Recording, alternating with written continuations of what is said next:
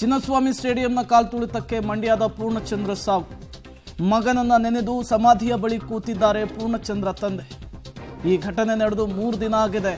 ಇನ್ನೂ ಕೂಡ ಆಘಾತದಿಂದ ಕುಟುಂಬ ಹೊರಬಂದಿಲ್ಲ. ಕೆಆರ್ ಪೇಟೆಯ ರಾಯಸಮುದ್ರ ಗ್ರಾಮದಲ್ಲಿ ಇನ್ನೂ ಕೂಡ ಶೋಕಸಾಗರ. ತಮ್ಮ ತೋಟದಲ್ಲಿ ಮಗನ ಅಂತ್ಯಕ್ರಿಯೆಯನ್ನು ಕುಟುಂಬ ನೆರವೇರಿಸಿದೆ. ಮಗನನ್ನ ನೆನೆದು ಸಮಾಧಿಯ ಬಳಿಯೇ ಪೂರ್ಣಚಂದ್ರ ತಂದೆ ಕೂತಿದ್ದಾರೆ. ನನ್ನ ಕೊನೆ ಉಸಿರಿರುವವರೆಗೂ ಕೂಡ ಈ ನೋವು ನನ್ನನ್ನು ಕಾಡುತ್ತೆ ಎನ್ನುವಂತಹ ಮಾತುಗಳನ್ನು ಆಡ್ತಾ ಇದ್ದಾರೆ. ಬರೀ 26 ವರ್ಷ ಇಂಜಿನಿಯರ್ ಆಗಿ ಮೈಸೂರಿನಲ್ಲಿ ಕೆಲಸ ನಿರ್ವಹಿಸ್ತಾ ಇದ್ರು ಪೂರ್ಣಚಂದ್ರ.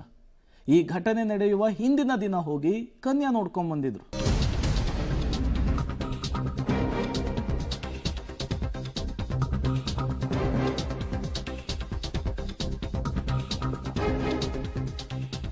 ಏನೇ ಆದರೂ ಮಗನನ್ನ ವಾಪಸ್ ಕೊಡೋದಕ್ಕಾಗಲ್ಲ.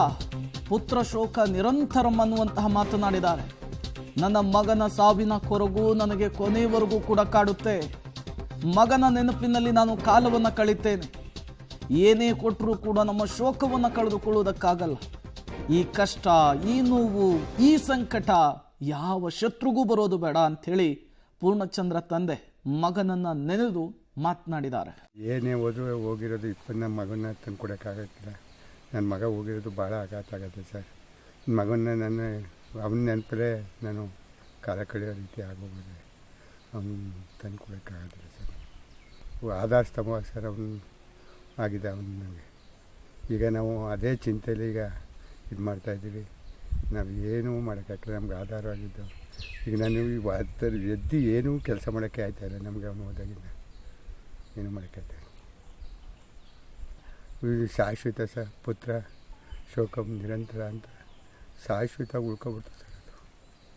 ಅದ ಕಳಿಯೋಕ್ಕೆ ಯಾರು ಏನೇ ಕೊಟ್ಟರು ಅದ ತಪ್ಪತ್ತೆ ಮತ್ತೆ ಪಡ್ಕೊಳಕ್ಕೆ ಹೋಗಿಲ್ಲ, ಅದ ಕಳ್ಕೊಳಕ್ಕೆ ಹೋಗಿಲ್ಲ. ಶೋಕ ಕಳ್ಕೊಳಕ್ಕೆ ಹಾಕಿಲ್ಲ, ಮಗನ ಪಡ್ಕೊಳಕ್ಕೆ ಹೋಗೋದಿಲ್ಲ. ಆ ಸ್ಥಿತಿಯಲ್ಲಿ ಇದ್ದೀವಿ ಸರ್ ನಾವು. ಆ ಶತ್ರುಗಳಿಗೂ ಬರಬಾರ್ದು ಸರ್.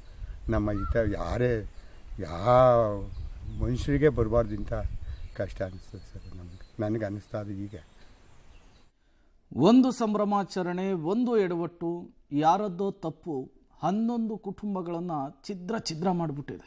ಬಿರುಗಾಳಿ ಎಬ್ಬಿಸ್ಬಿಟ್ಟಿದೆ. ಅವರ ನೋವು, ಅವರ ಸಂಕಟ ನೀವು ಕೂಡ ಸ್ಕ್ರೀನ್ ಮೇಲೆ ಗಮನಿಸ್ತಾ ಇದ್ದೀರಿ.